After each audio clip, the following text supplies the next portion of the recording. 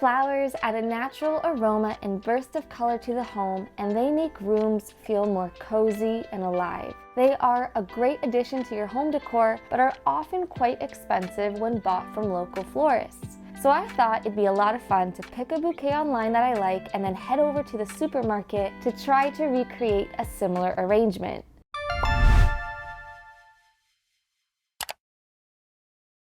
So here is my chosen bouquet to model my arrangement after. It is called Lavender Meadow and can be bought at several Canadian florist websites. The standard arrangement starts at $89.99, but I think we can recreate something similar, but for much cheaper. I'm now headed to Sobeys supermarket, so come along with me.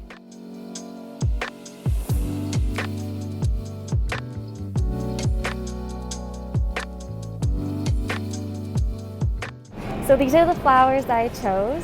They remind me the most of the flowers I showed you guys earlier from the bouquet I found online. Hopefully I can work some magic with these, but wish me luck. After I purchased the flowers, I headed on my next mission, which was to find a vase. I headed to the store Stuff, which is a thrift store, and here's a clip of that.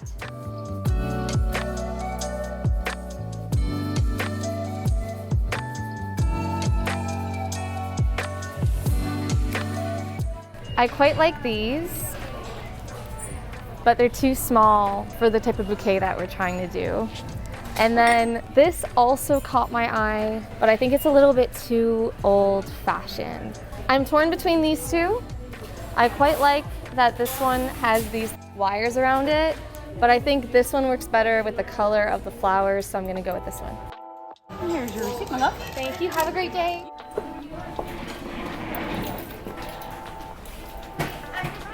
Always hold the door for the camera.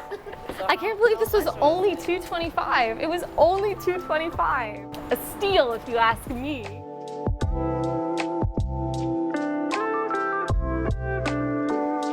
And I'm back, and here is what we have. I have these supermarket flowers that I bought at Sobeys for $19.99 before tax. This purple vase that I thrifted for the bargain price of $1.99 before tax. This ribbon I found lying around the house, but you can probably buy it for about $2 at Walmart or at your local superstore. And these lavender flowers I scavenged from my backyard to use as filler flowers. And of course, these handy scissors. This is my first time doing this, so let's see how it goes. So let's go. The first step I did was I filled the vase with water and placed the flower food inside. Then I started arranging the bouquet by stripping the leaves and getting rid of extra foliage. This guy, look at all of these excess leaves. I've thrown out all of the excess foliage and all of the flowers that we do not want, and I'm starting to arrange them. So what I'm doing is I'm taking all of the greens that I like and I'm putting them on the outside. I'm also gonna cast these like fun little branchy ones aside, and then I'm gonna slowly start placing the flowers how I want them.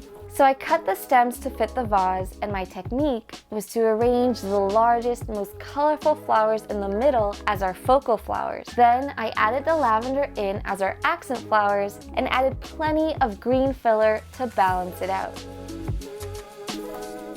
Alright, so that was my attempt at creating a florist-level bouquet. I am not gonna lie, it was a lot harder than expected, and I went through a ton of trial and error to get this to look semi-decent, but I'm okay with it. I now understand why florists charge as much as they do, but to compare, this cost me $22.24 before tax, and the florist bouquet would have cost me $89.99 before tax. Let's take another look at the final result.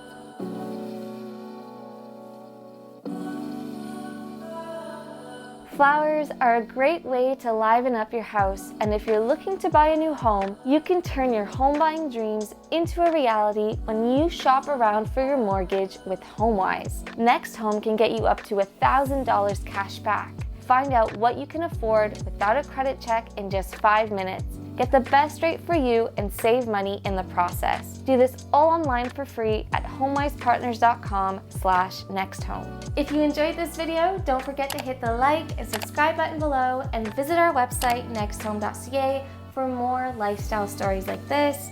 Thank you so much for watching and see you in the next one.